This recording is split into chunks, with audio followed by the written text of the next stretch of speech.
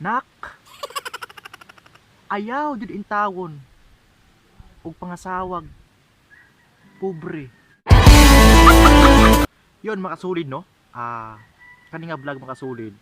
Natay isgutan ba nga topic ba nga murag munay kalagmitan karon nga mga problema sa mga batan-on para nako no. So ako nang isgutan karon makasulid. So kani nga video para ni sa mga ganahang maminaw sa kuang istorya no. It's a new topic or vlog. So makasulid nakabasa mo sa kuan ani title nganong wala kay uyab unsay rason nga nganong dili ka kauyab.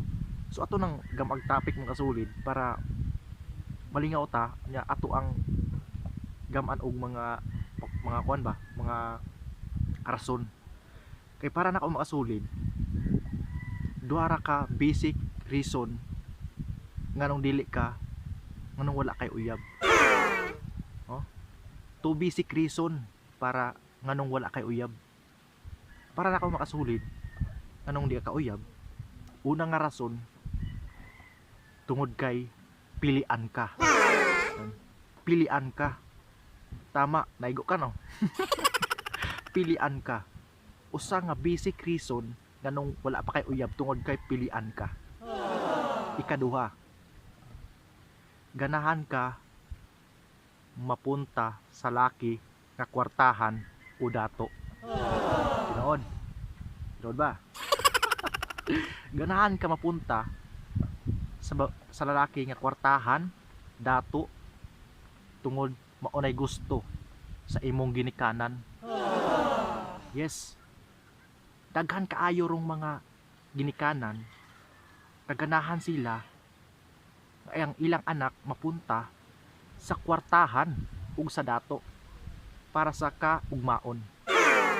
Muna ikaduha nga reason, basic reason nganong wala kay uyab. Diba? Tungod kay pilian ka. Tungod kay ganahan ka mapunta sa kwartahan ug sa dato. Diba? Yes, tama. Muna akong nabantayan masulid. Anong dili makauyab. Lalaki man o babaye, para nako muna duha ka basic reason pero daghang rason nganong wala kay mga uyab. Pero nako muna basic reason kanong wala ka karoy uyab tungod kay pilian ka. Isgo na to ng pilian mga solid. Kung pilian ka, kinahanglan first tan-awa sa imong kagalingon. Tan-awa imong kagalingon kung angayan ba kang magpili.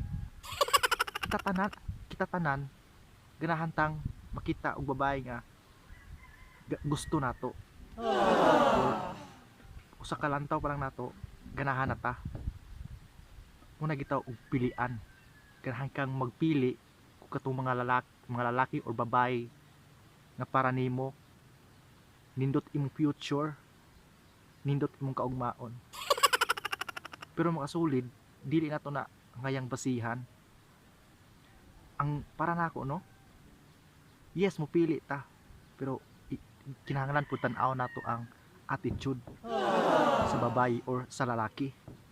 Attitude. Importante attitude. Pananglitan ron kwartahan. Dato. Pero pagpuyo ninyong duha, napuno kas lagom-lagom tungod kay permi ka bunulon. Diba? Useless gyapon. So, mga kasulid, kung mupili ang ganit ta, tan-awa sa imong kagalingon. Kung ikaduha, tan-awa pod ang attitude. Importante attitude. Mas okay pag sakto-sakto ra sa itsura. Kitang tanan kabalo ko, ganahan kag guwapa, ganahan kag guwapo. Yes. Pero kanang guwapo o guwapa, bonus na lang mang na. Bonus. So kung pili ka, kinahanglan attitude una imong tan-awon. Attitude. So ang ikaduha, mo sigut atong abat anang pili ka ato ka sa mga dato pinakasuportahan. Kalagmitan mo na makasulin, mo na ako nadungog karon. Nak, ayaw jud intawon og pangasawag pobre. Kay para ra na sa imong kaugmaon. Na, mao na ako nabantayan o kasulid mga ginikanan. Adto in taon sa kwartahan. Kay maora nay makaluwas sa atong kapobre. Oh, muna ikaduwa. Muna lisod karon mga kasulid.